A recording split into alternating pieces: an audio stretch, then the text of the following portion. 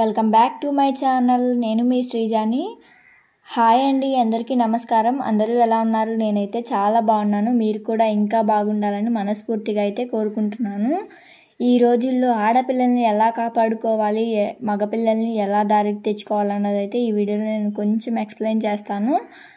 అసలు నేను బయట చూస్తున్న కొన్ని విషయాలు అయితే నాకు చాలా భయంగా ఉందన్నమాట.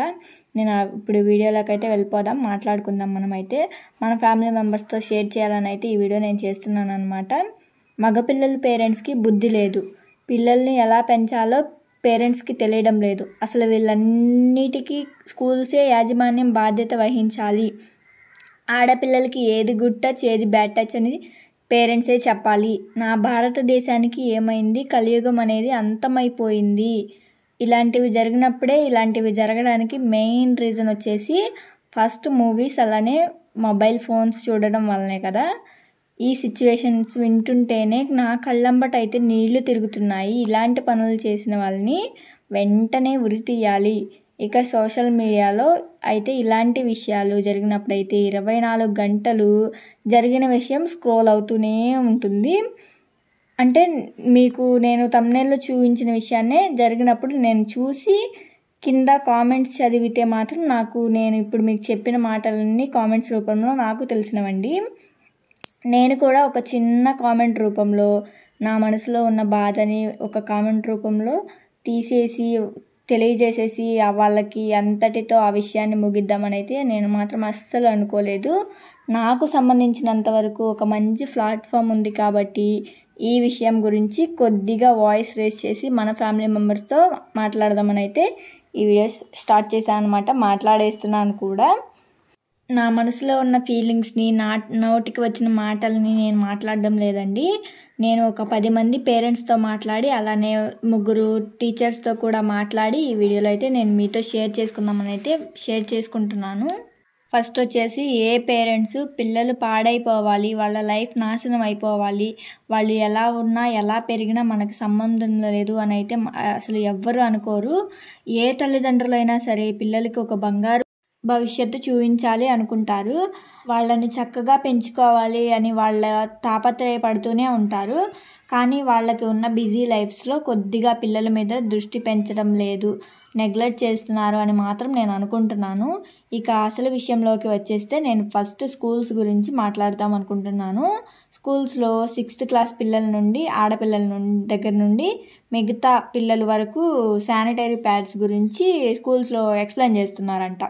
అది నాకు మొన్న పేరెంట్స్తో మాట్లాడాను కదా, వాళ్ళైతే చెప్పారనమాట.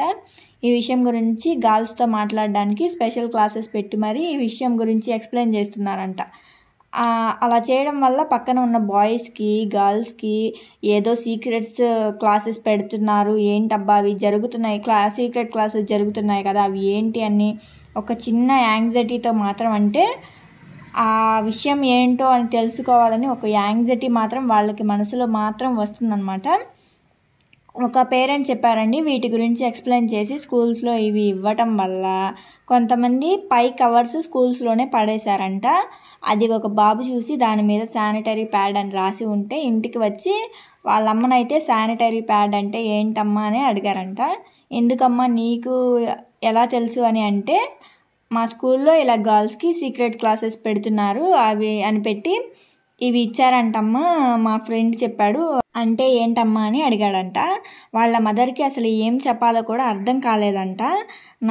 నన్ను అడిగారనమాట, ఏం చెప్పాలో అర్థం కావడం లేదు శ్రీజ గారండి అంటే, నేను ఇలా చెప్పమన్నాను, గర్ల్స్కి సీక్రెట్, అది గర్ల్స్కి సీక్రెట్ అమ్మ, అది నా సీక్రెట్, పెద్దమ్మ సీక్రెట్, పిన్ని సీక్రెట్, అలానే అక్క వాళ్ళు, చెల్లి వాళ్ళ సీక్రెట్స్. ఈ సీక్రెట్స్ అనేవి నా సీక్రెట్ నీకు చెప్పనా అని అయితే చెప్పమన్నానండి. అంటే మన సీక్రెట్, ఒక తల్లిగా నా సీక్రెట్ నీకు చెప్పనా అని అయితే అనమన్నానండి. నేను ఇలా సమాధానం చెప్పినందుకు వాళ్ళ మదర్ అయితే చాలా హ్యాపీగా ఫీల్ అయ్యారండి.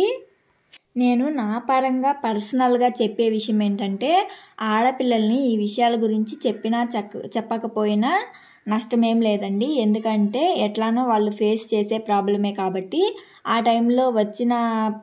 టైం వచ్చినప్పుడు వాళ్ళకి చక్కగా అర్థమవుతుంది, లేదా ఇంట్లో వాళ్ళ మదర్స్ అయినా చెప్తారు కదా.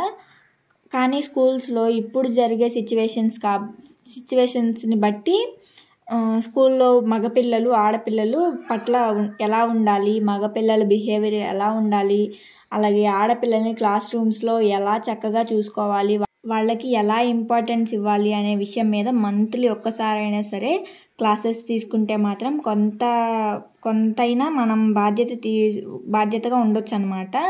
ఎందుకంటే తన లైఫ్లో సక్సెస్ అయ్యాడు అంటే కనుక తన వెనుక ఒక పేరెంట్స్ కంటే ఒక టీచర్సే ఎక్కువగా ఉన్నారని మాత్రం నేనైతే నమ్ముతాను.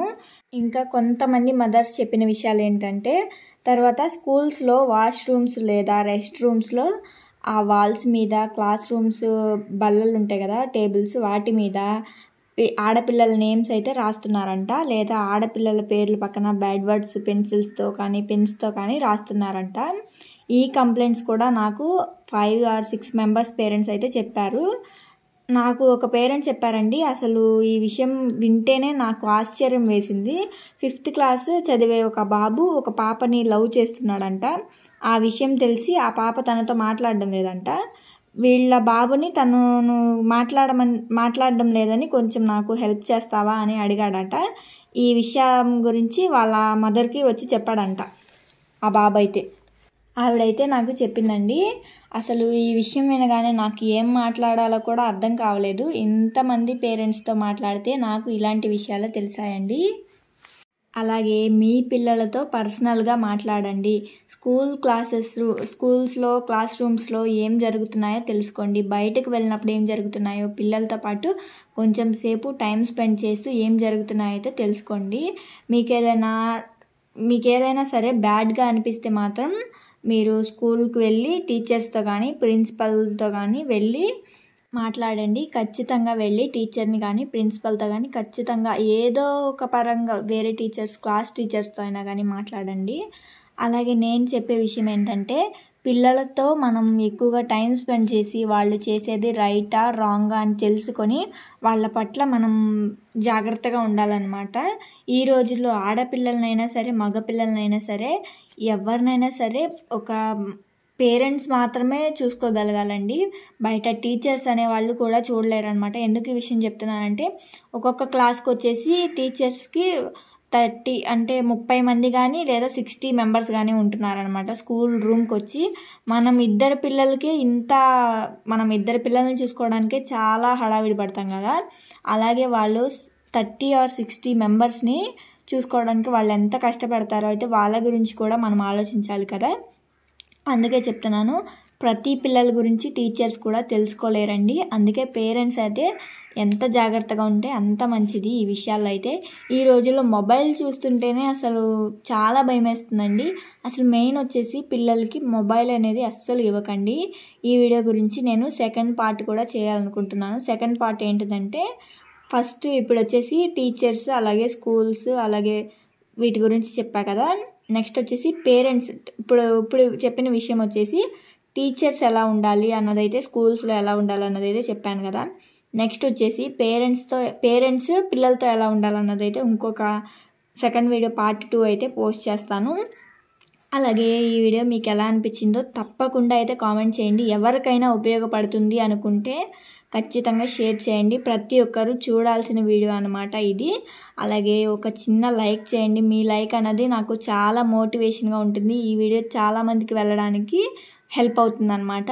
అలాగే నా వీడియో ఎలా అనిపించిందో ఒక చిన్న లైక్ చేసి, నాకైతే మనస్ఫూర్తిగా ఈ వీడియో చేశాను అయితే చాలా హ్యాపీగా ఉన్నాను అనమాట. చాలా రోజుల నుండి అనుకుంటున్నాను, ఇలా నేను కూడా ఒక వీడియో చేయాలి, ఇలా ఒక 10 మంది పేరెంట్స్తో 4 or 3 మెంబర్స్ టీచర్స్తో మాట్లాడేయాలి అనుకున్నాను. నేనైతే మాట్లాడేశాను అనమాట. నాకు తెలిసిన విషయాలు ఇవే. పార్ట్ 2 కావాలంటే కామెంట్.